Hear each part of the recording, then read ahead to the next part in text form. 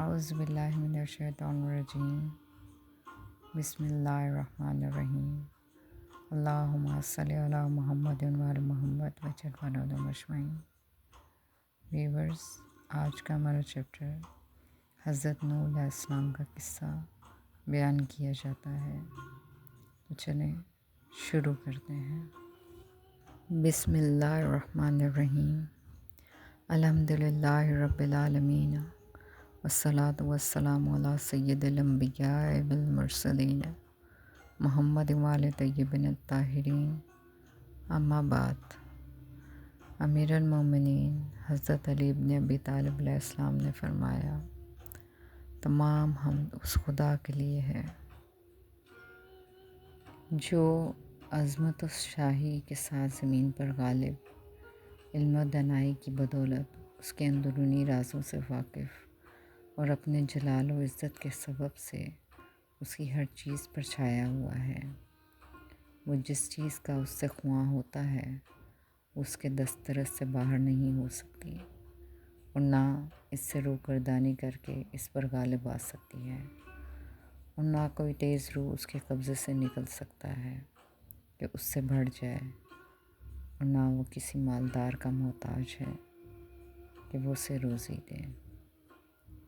تمام چیزیں اس کے سامنے عاجز اور اس کی بزرگی عظمت کے آگے ذلیل و خوار ہیں۔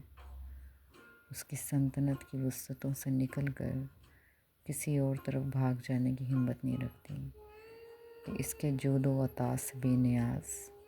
اور اس کی گرفت سے اپنے کو محفوظ سمجھ لیں۔ نہ اس کا کوئی ہمسر ہے جو اس کے برابر اتر سکے، نہ اس کا کوئی مثل و نظیر ہے جو اس سے برابری کر سکے۔ وہی ان چیزوں کو وجود کے بعد فنا کرنے والا ہے۔ حضرت نوح علیہ السلام کی بیوی امورہ بنت عمران کے یہ معجزہ نما واقعات بھی قابیل کی اولادوں پر اثر انداز نہ ہوئے، کیونکہ یہ پوری قوم ابتدا ہی سے آتش پرست و بت پرست تھی۔ مستدعا یہ کہ ان سے حضرت شیث علیہ السلام کی قوم کے لوگوں نے بھی اختلاط کر لیا تھا، اور ان کے ساتھ وہ بھی انسانیت سوز حرکتوں اور برائیوں کی طرف مائل ہو گئے تھے۔ آتش پرستی، بت پرستی، زناکاری، آبروریزی، شراب خوری اور بدعمالی ان کا مقدر بن چکی تھی۔ پھر شیطان بھی ان کی بدکاریوں میں ان کا معین و مددگار تھا۔ اس لیے وقت کا پورا انسانی معاشرہ برائیوں اور بدعملیوں کے سمندر میں غرق ہو چکا تھا۔ اور جب حضرت نوح علیہ السلام 950 سال تک اس قوم کی اصلاح کے لیے سرگرداں و پریشان رہے، اور جب زمین پر اس قوم کے گناہوں اور معصیت کا بوجھ ضرورت سے زیادہ بڑھ گیا اور کوئی خاطر خواہ نتیجہ برآمد نہ ہو سکا، تو آپ علیہ السلام نے خدا کی بارگاہ میں بددعا کے لیے ہاتھ بلند کر دیے اور فریاد کی، پروردگار عالم، اس قوم پر اپنا عذاب نازل فرما اور انہیں نیست و نابود کر دے۔ حضرت امام محمد باقر علیہ السلام سے منقول ہے کہ آپ علیہ السلام نے فرمایا کہ حضرت نوح علیہ السلام کی شریعت توحید، اخلاص اور ترک شرک پر مبنی تھی، اور عقیدہ توحید وہ فطرت الہی ہے جس پر اس نے لوگوں کو پیدا کیا ہے۔ رب العالمین نے حضرت نوح علیہ السلام اور دیگر انبیاء کرام سے یہ عہد دیا تھا کہ وہ خدا کی عبادت کریں اور کسی کو اس کا شریک نہیں بنائیں گے۔ حضرت نوح علیہ السلام نے لوگوں کو نماز، امر بالمعروف اور نہی عن المنکر کا حکم دیا تھا اور انہیں حلال و حرام سے آگاہ کیا تھا۔ رب العالمین نے ان کے زمانے میں شرعی سزائیں اور احکام میراث کو نازل نہیں کیا تھا۔ حضرت رسول خدا صلی اللہ علیہ وآلہ وسلم نے فرمایا، تمہارے اندر میری اہل بیت علیہ السلام کی مثال کشتی نوح علیہ السلام کی سی ہے۔ جو اس پر سوار ہو گیا اس نے نجات پائی، اور جو پیچھے رہ گیا وہ ہلاک ہو گیا۔ نجات کے لیے نوح علیہ السلام کا صحابہ ہونا کافی نہیں تھا۔ رب العالمین نے فرمایا، ہم نے کشتی والوں کو نجات دی، تو امت محمدیہ صلی اللہ علیہ وآلہ وسلم میں بھی رسول خدا صلی اللہ علیہ وآلہ وسلم کا صحابی ہونا نجات کا ذریعہ نہیں بلکہ سفینہ آل محمد صلی اللہ علیہ وسلم کا سوار ہونا شرط ہے۔ اگر نوح علیہ السلام کے گھر کے افراد کشتی پر نہیں بیٹھے تو وہ ہلاک ہو گئے تھے۔ اسی طرح سے اگر رسول خدا صلی اللہ علیہ وآلہ وسلم کے گھرانے کے کچھ افراد سفینہ اہل بیت پر سوار نہ ہوئے تو وہ بھی ہلاک ہو جائیں گے۔ ایک بار حضرت امام علی رضا علیہ السلام سے کسی نے عرض کیا، فرزند رسول صلی اللہ علیہ وآلہ وسلم، اللہ تعالیٰ نے زمانہ نوح علیہ السلام میں پوری دنیا کو کیوں غرق کیا تھا، جبکہ ان میں چھوٹے معصوم بچے بھی تھے اور بے گناہ لوگ بھی تھے؟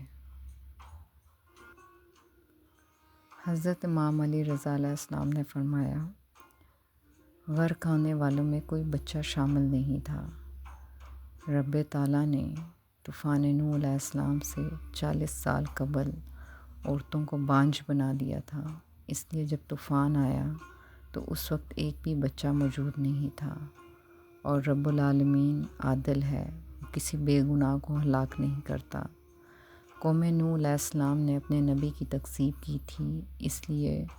اللہ تعالیٰ نے انہیں غرق کیا تھا۔ ان کے علاوہ باقی لوگ وہ تھے جو اس تکذیب پر راضی تھے، اور جو کسی گناہ پر راضی ہو وہ بھی گناہ گار کی مانند ہوتا ہے، اس لیے باقی بھی ڈوب گئے تھے۔ چنانچہ رب العالمین نے حضرت نوح علیہ السلام کی فریاد کو سن لیا، لیکن اس کے ساتھ ہی حضرت جبرائیل علیہ السلام کے ذریعے یہ پیغام بھی دے دیا کہ اے نوح علیہ السلام، تم اپنی قوم کو میرے عذاب کی خبر بھی دیتے رہو، اور ساتھ ساتھ انہیں راہ راست پر آنے کا موقع بھی فراہم کرتے رہو۔ اس پر حضرت نوح علیہ السلام نے ساتھ یہ خواہش بھی ظاہر کی کہ فی الحال عورتوں کو کیما کر دیا جائے تاکہ وقت عذاب بچے محفوظ رہ سکیں۔ خدا رب العالمین نے حضرت نوح علیہ السلام کی یہ خواہش بھی پوری کی، عورتوں کو عقیمہ کر دیا اور ان کا بچہ جننا بند ہو گیا۔ اس کے بعد حکم الہی کے مطابق حضرت نوح علیہ السلام اپنی قوم کو عذاب الہی کے بارے میں مطلع کرتے رہے، یہاں تک کہ ایک زمانہ گزرا اور خدا نے انہیں کشتی کی تیاری کا حکم دیا، اور پھر اللہ تعالیٰ نے حضرت نوح علیہ السلام کو وحی فرمائی کہ اب ہر قسم کا میل کچیل چھٹ گیا ہے،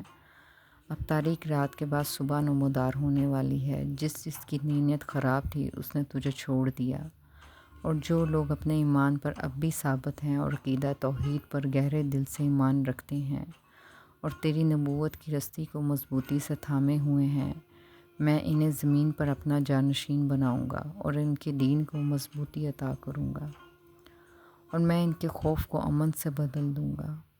تاکہ وہ ہر طرح کے شرک کے شوائب سے پاک ہو کر میری ہی عبادت کریں۔ اب اگر میں منافقین اور بے یقین افراد کو ان سے علیحدہ نہ کرتا تو ان کے نفاق میں مزید پختگی پیدا ہو جاتی اور وہ مخلص اہل ایمان سے عداوت رکھتے اور زمین پر فتنہ و فساد برپا کرتے، اور فتنہ و فساد کی موجودگی میں دین کی مضبوطی ناممکن ہے، لہٰذا تم میری آنکھوں کے سامنے کشتی بناؤ اور ہماری وحی کے مطابق کشتی بناؤ۔ چنانچہ رب العالمین نے حضرت جبرائیل امین علیہ السلام کو ان کے پاس روانہ کیا، جنہوں نے انہیں کشتی بنانے کی تعلیم دی۔ حضرت امام جعفر صادق علیہ السلام سے منقول ہے کہ رب العزت نے حضرت جبرائیل امین علیہ السلام کے توسط سے حضرت نوح علیہ السلام کے پاس کھجور کی 7 گٹلیاں بھیجیں اور فرمایا کہ تم انہیں اپنے ہاتھوں سے کاشت کرو، اور جب یہ پک کر جوان ہو جائیں گی تو اپنے پیروکاروں کو نجات کی بشارت دینا، اور یہ خیال رکھنا کہ میں اپنی مخلوق کو اچانک تباہ کرنا پسند نہیں کرتا، لہٰذا تم لوگوں کو میرے راستے کی دعوت دیتے رہو تاکہ ان پر حجت تمام ہو جائے۔ حضرت نوح علیہ السلام نے حکم خداوندی سے وہ گٹلیاں کاشت کیں جس سے کھجوریں پیدا ہوئیں۔ جب وہ پک کر جوان ہو گئیں اور پھل دینے لگیں تو جبرائیل امین علیہ السلام حکم خداوندی سے پھر نازل ہوئے اور حضرت نوح علیہ السلام سے فرمایا کہ رب العالمین نے کہا ہے کہ اب ان کھجوروں کی گٹلیاں لیں اور انہیں کاشت کریں، اور قوم کو میرے راستے کی دعوت دیں تاکہ ان پر حجت تمام ہو سکے۔ حضرت نوح علیہ السلام کے 300 ساتھی آپ علیہ السلام سے منعرف ہو گئے اور انہوں نے کہا کہ اگر یہ خدائی وعدہ ہوتا تو اللہ اس کی خلاف ورزی نہ کرتا۔ الغرض 7 مرتبہ رب العالمین کے حکم سے حضرت نوح علیہ السلام نے گٹلیاں کاشت کیں اور ہر بار آپ علیہ السلام کے ساتھی آپ علیہ السلام سے منعرف ہوتے رہے، یہاں تک کہ جب آپ علیہ السلام نے 7ویں مرتبہ کھجوریں کاشت کیں تو 70 سے کچھ زیادہ افراد آپ علیہ السلام کے پاس آ گئے۔ بس رب العالمین نے آپ علیہ السلام کا کھجور کے درخت کاشت کرنے کا حکم دیا۔ آپ علیہ السلام نے کھجوریں کاشت کیں۔ قوم کے افراد جب آپ علیہ السلام کا کھجور کاشت کرتے ہوئے دیکھتے تو وہ آپ علیہ السلام کا مذاق اڑا کر کہتے تھے کہ 900 برس کا بڈھا اب کھجوریں کاشت کر رہا ہے۔ وہ لوگ صرف مذاق پر ہی اکتفا نہ کرتے تھے بلکہ آپ علیہ السلام کو پتھر بھی مارتے تھے۔ جب 50 برس گزرے اور کھجوروں کے تنے مضبوط ہو گئے